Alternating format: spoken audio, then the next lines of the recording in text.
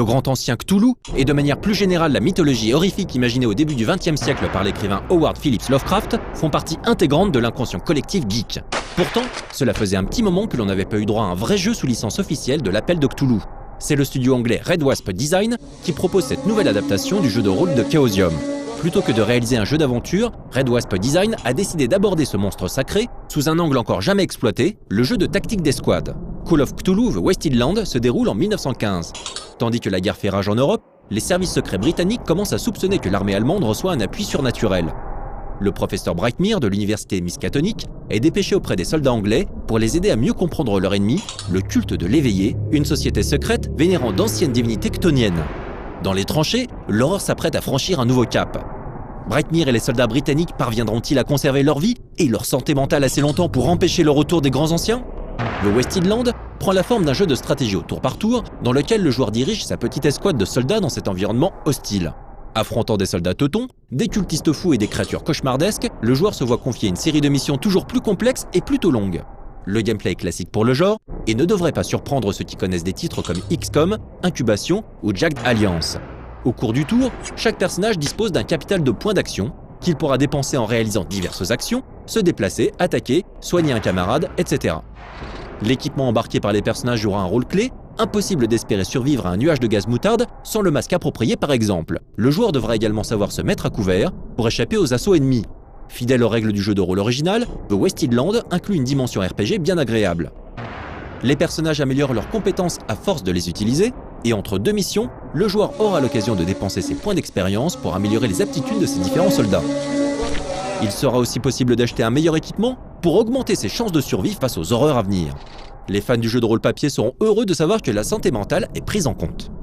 Si à sa sortie le jeu souffrait de vilains bugs, la plupart d'entre eux ont été rapidement corrigés par des patchs et permet à The Wasted Land de s'imposer comme l'un des meilleurs jeux de stratégie sur iOS. Téléchargeable gratuitement sur l'Android Market, Pixel Towers est un one-button game, soit un titre se jouant à l'aide d'un seul bouton. Entre Tetris et Jenga, ce jeu développé par The Grey Studio vous propose de contrôler une grue pour lâcher au bon moment des étages sur un immeuble en construction. Une façon à rien cavalière et franchement périlleuse de construire un building, puisque les étages sont déjà habités. Plus la partie avance, plus la vitesse augmente dans un style 100% Tetris. Il faudra parvenir à bâtir la tour la plus haute possible pour ainsi obtenir votre propre version de la tour de Babel. Mais si vous ne parvenez pas à faire tomber un étage pile poil sur le précédent, alors une partie de l'étage mal posé s'effondrera et le suivant verra sa largeur réduite en conséquence. En multipliant les poses hasardeuses, vous verrez ainsi votre immeuble s'affiner, ce qui compliquera d'autant plus sa construction en nécessitant de votre part une précision accrue et un timing toujours plus serré, la vitesse de défilement des étages augmentant sans cesse. Réalisé dans un style pixel art, Pixel Towers bénéficie logiquement de musique chiptune. Totalement gratuit, comme nous l'avons précisé au début de cette news, le jeu n'est pas pour autant blindé de publicité ni tronqué.